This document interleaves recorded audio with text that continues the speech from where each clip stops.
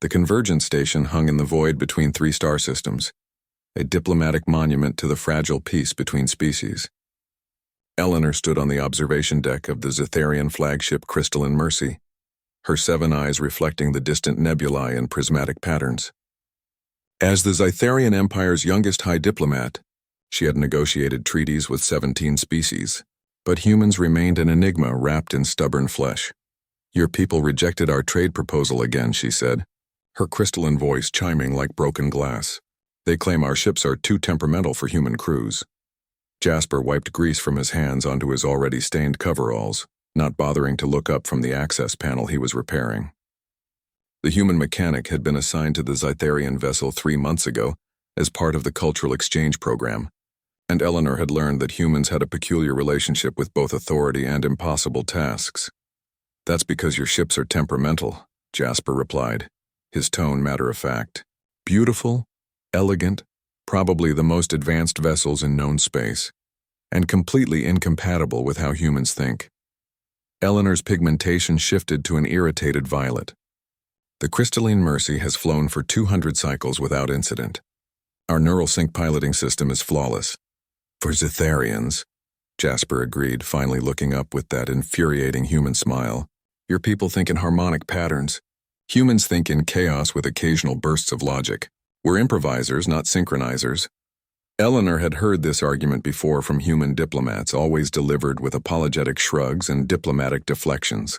But Jasper spoke with the confidence of someone who understood the problem at a fundamental level. She made a decision that would have scandalized the diplomatic council. "Pilot this ship," Eleanor said, her voice resonating through the entire observation deck. "Pilot the Crystalline Mercy from here to the Meridian Gate and back, a journey no non-Zetharian has ever completed, and I will marry you. You will become my consort, and through our union, I will ensure humanity receives full access to Zetharian technology and trade routes." Jasper blinked. "Once, twice. You're serious?" "Zetharians do not jest about marriage bonds. They are economic and political alliances sealed by biological compatibility tests. I have reviewed your genetic profile. We are sufficiently compatible. That's..." Jasper scratched his head, leaving another grease smear in his dark hair. "That's not really how humans approach marriage, but okay. You're on." Eleanor's pigmentation flickered between surprise white and disbelief gray. "You accept?" Just like that. "The Meridian Gate is 4 million kilometers away through the Shattered Belt, an asteroid field that has destroyed countless vessels. Even my people require 3 pilots in perfect synchronization to navigate it." Jasper stood, rolling his shoulders. "Can I access the engine room first?" "You are a mechanic, not a pilot." "Yeah, about that." Jasper's grin widened. "There's something humans don't usually advertise in our cultural exchange files." 30 minutes later, Eleanor watched from the co-pilot's observation chamber as Jasper settled into the pilot's throne, a crystalline seat designed to interface directly with Zetharian neural patterns. The connection tendrils reached toward his temples, and Eleanor waited for the inevitable rejection. No human neural pattern had ever successfully synced with Zetharian technology. The tendrils connected.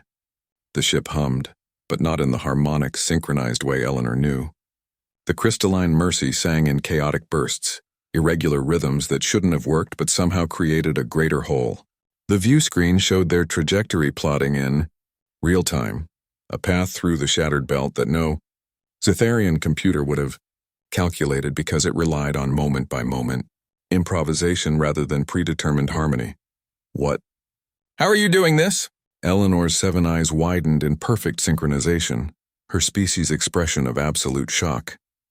"Humans don't sync with machines," Jasper said, his voice distant as he guided the massive vessel between asteroids at speeds that violated every safety protocol. "We become them. It's not about thinking in harmony with your ship. It's about feeling it, adapting to it, making it an extension of yourself rather than a tool you operate."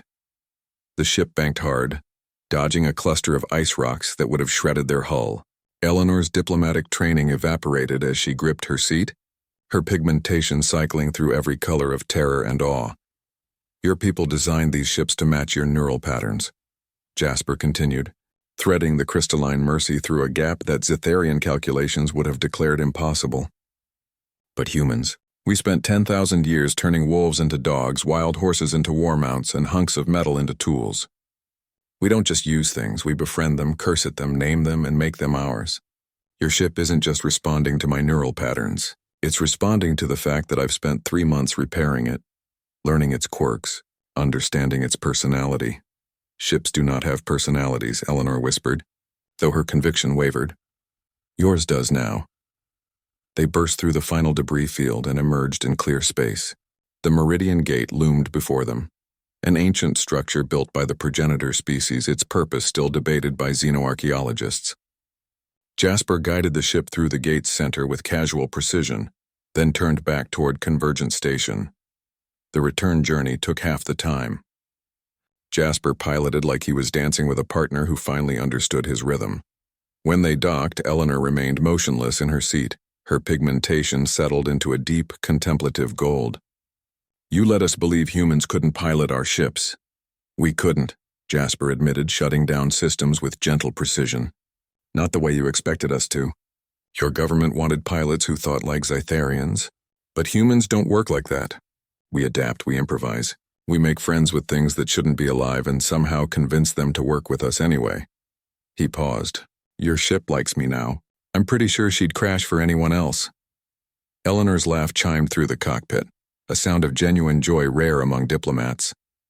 The marriage proposal stands, Jasper of humanity, though I suspect you've just revolutionized more than our trade agreements. About that marriage thing, Jasper said carefully. Can we maybe start with dinner and see how it goes? Eleanor's pigmentation shifted to amused amber. Humans. You can tame a starship but fear commitment. We prefer to think of it as improvising relationships, Jasper replied with a grin. And in that moment, Eleanor understood. Humanity's strength wasn't in matching other species' capabilities. It was in making the impossible work through sheer stubborn creativity. The galaxy would never be the same.